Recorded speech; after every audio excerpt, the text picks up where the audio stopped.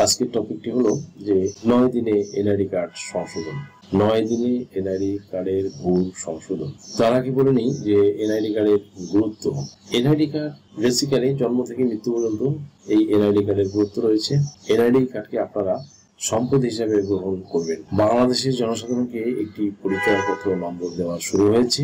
আগে ছিল হালকা ধরনের একটি পরিচয়পত্র, এখন দেওয়া হচ্ছে একটি আধুনিক ও অত্যাধুনিক পরিচয়পত্র।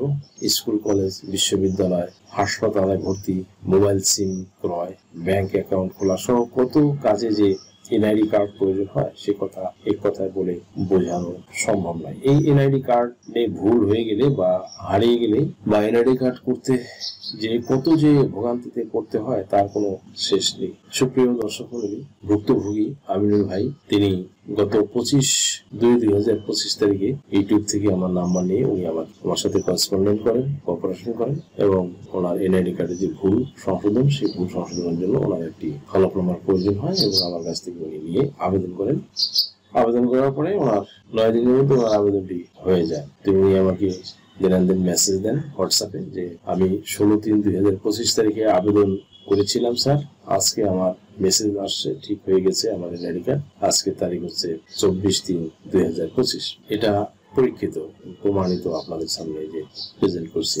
ওনার ইসি অফিস থেকে যে মেসেজটি এসেছিল সেটি উনি পাঠিয়ে দিয়েছেন আমাকে। যে ওনারা যে মেসেজটি দিয়েছিল সেটা হলো, dear Aminul Islam, for your card application with ID long so and so add these documents and সংযুক্ত দলিল অনুযায়ী অনুমোদন করা হলো ইসি বাংলাদেশ। প্রিয় আমিনুল ইসলাম, এটা বাংলা বললে দাঁড়ায় হলো, প্রিয় আমিনুল ইসলাম, কর্তৃপক্ষের নিকট উপযুক্ত বিবেচিত হয় আপনার আবেদনটি অনুমোদন করা হয়েছে।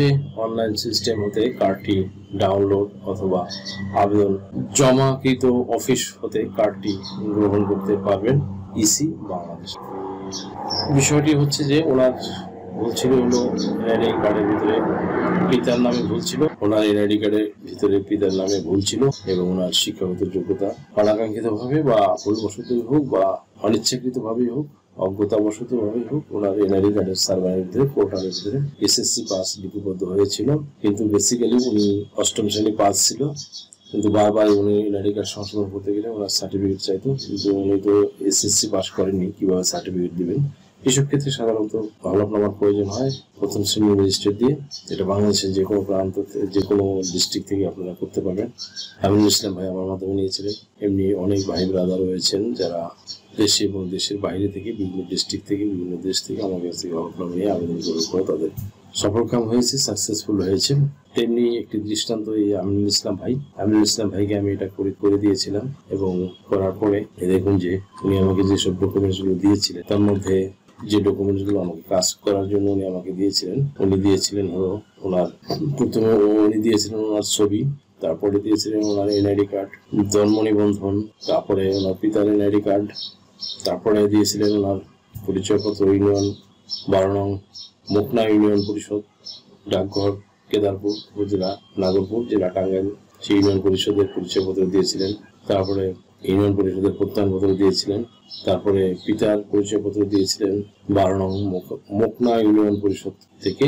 তারপরে দিয়েছিলেন ওনার যে মাদ্রাসায় স্কুলে পড়েছিলেন আলহাজ রমজান আলী মেমোরিয়াল উচ্চ বিদ্যালয় থেকে যে 8ম শ্রেণী পাশের যে ছাড়পত্র, সেই ছাড়পত্র দিয়েছিলেন। তারপরে দিয়েছিলেন অ্যাজ ওয়েল অ্যাজ ওয়ারিশ সনদপত্র, তার যে পরিবারের যে পারিবারিক যে ওয়ারিশ সনদপত্র ছিল সেই ওয়ারিশ সনদপত্রটি দিয়েছিলেন। তারপরে আমি তাকে এই কাজটি কম্পিউটারে কাজটি শুরু করি। বিসমিল্লাহির রহমানির রহিম। গণপ্রজাতন্ত্রী বাংলাদেশ সরকার, মাননীয় 1ম শ্রেণী ম্যাজিস্ট্রেটের আদালত, ঢাকা, বাংলাদেশ। হলফনামা, জাতীয় পরিচয়পত্রের পিতার নাম ও শিক্ষাগত যোগ্যতা সংশোধন সংক্রান্ত। এইভাবে করে আমি তাকে ছবি তুলে প্রত্যেকটা ইমেজ A to Z তারিখ আমার বাংলা সেমিকোলন, এক কথায় ইচ অ্যান্ড এভরিথিং আমি তাকে করে দিয়ে তাকে আমি হোয়াটসঅ্যাপে দিন এগুলো পাঠিয়ে দিই। তারপর উনি চেক করেন, আমিও আইনি যে বিষয়গুলো অ্যাজ পার ল অনুযায়ী সেই ফরম্যাটে করে আইনের ভাষা করে তাকে আমি সাবমিট করি। সে দাড়ি বানান সেমিগুলো নিচ অ্যান্ড এভরিথিং দেখে আমাকে উনি পাঠান। যখন আমাকে ইনশিওর করেন এবং ম্যাক্সিমাম স্যাটিসফাইড হন উনি, দেন আমি এটা স্ট্যাম্পিং দিই। তো এখানে কিছু স্পেশালি লিখে দিতে হয়েছিল, যেহেতু তার শিক্ষাগত যোগ্যতার ব্যাপার স্যাপার ছিল, যে এখানে আমি টেবিল করে কলাম করে আমি বিষয়গুলো, জাতীয় পরিচয়পত্রের যে বিষয় কি বিষয়ে বলছিল সেটা একটা কলাম করি, তারপরে জাতীয় পরিচয়পত্রের বর্তমান প্রদর্শিত তথ্য সেটা একটা কলাম করি, পরিবর্তিত এবং আরেকটি কলাম করি পরিবর্তিত সংশোধিত তথ্য নিয়ে। এবং এখানে আমার 3টি রো হয়। পিতার নামে যে ভুল ছিল সেটা ছিল ফজলুল হক খান, বেসিক্যালি হবে হলো মোহাম্মদ ফজলুল হক। তারপরে মাধ্যমিক ছিল শিক্ষাগত যোগ্যতা, হবে হলো 8ম শ্রেণী পাস, এইভাবে দিয়ে তারপর নিচে একটি আমি ক্লজ লিখে দিই যে প্রকাশ থাকে যে আমার ভোটার তথ্য সরবরাহের সময় আমার শিক্ষাগত যোগ্যতা ভুলবশত ভোটার ফর্মে ডাটাবেজে মাধ্যমিক লিখিত হয়েছে। প্রকৃতপক্ষে আমি মাধ্যমিক পাস নহি, আমি মূলত 8ম শ্রেণী পাস করিয়াছি। এভাবে লিখে দেন সত্যপাঠ অর্থ হলফনামার যাবতীয় লিখিত বিবরণ আমার জ্ঞান ও বিশ্বাস মতো সত্য সঠিক জানিয়ে নিজ নাম সহি স্বাক্ষর করিলাম। ইতি তারিখ 25/2/2025। তারপরে ঘোষণাকারীর স্বাক্ষর হবে। দেন ঘোষণাকারী আমার সম্মুখে তাহার নিজ নাম সহি টিপসই করিলেই আমি তাহাকে শনাক্ত করিলাম। এখানে আইনজীবী হিসেবে আমার সিল স্বাক্ষর। তিনি আমাকে সেই প্রোফাইলের কিছু ছবি তুলে দিয়েছিলেন, যেখানে তার শিক্ষাগত যোগ্যতা ভুল এসেছিল, সেটা অনেক ডকুমেন্টস দিয়েছিলেন। দেন ওনার কার্ডটি যখন সংশোধিত হয়ে যায়, এখানে উল্লেখ্য যে উনি কাজ করার সময় আগে এফিডেভিট ফাইনাল করার আগে উনি আমাকে একটা মেসেজ করেছিলেন যে যেহেতু উনি আরেকবার আবেদন করেছিলেন, আবেদন করে আবেদনটি রিজেক্ট হয়েছিল, ক্যান্সেল হয়েছিল, সেটা একটা SMS দিয়েছেন যে ডিআর আমিনুল ইসলাম। এটা ওনাকে নির্বাচন অফিস থেকে দিয়েছিলেন, যে ওনার যে কার্ডটি রিজেক্ট হয়ে গিয়েছিল যেই কারণে, যখন উনি বুঝতে পেরেছিলেন যে একটি হলফনামা দরকার, তখন একটি হলফনামা নিয়ে আবেদন করার পরে কাজটি 9 দিনের মাথায় হয়ে যায়। তো সেখানে আবেদন করার সময় আমরা দিয়েছিল dear Aminul Islam, for your card application with ID so and so add this documents SSC সনদ। ওনারা যে SSC সনদটা চেয়েছিল, যেহেতু SSC সনদটা ওনার সার্ভারে লিপিবদ্ধ ছিল ইসি বাংলাদেশ।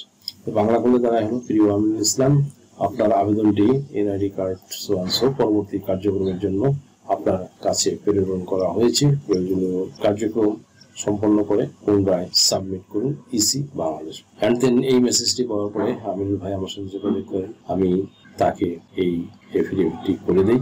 এফিডেভিটটি করার পরে উনি আবেদন করেন এবং 9 দিনের মাথায় ওনার আবেদনটি গৃহীত হয়ে যায়। আবেদন গৃহীত হওয়ার পরে দেন উনি আমাকে মেসেজটি পাঠিয়ে দেন। এই হলো ব্যাপার বন্ধুরা। আপনাদের এই দেখুন, এই যে কুরিয়ারে আমি যে ডকুমেন্টসটা পাঠিয়েছিলাম সেই কুরিয়ারের রিসিট নিলাম।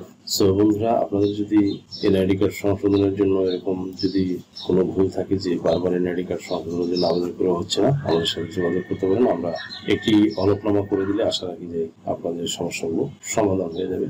তো আজকের মতো এখানে শেষ করছি। দেখা হবে অন্য কোনো দিন, অন্য কোনো ভিডিওতে, অন্য কোনো আইনি কন্টেন্ট নিয়ে। সেই পর্যন্ত সকলে ভালো থাকুন, সুস্থ থাকুন, নিরাপদে থাকুন। আবারও সবাইকে ধন্যবাদ জানিয়ে এখানে শেষ করছি।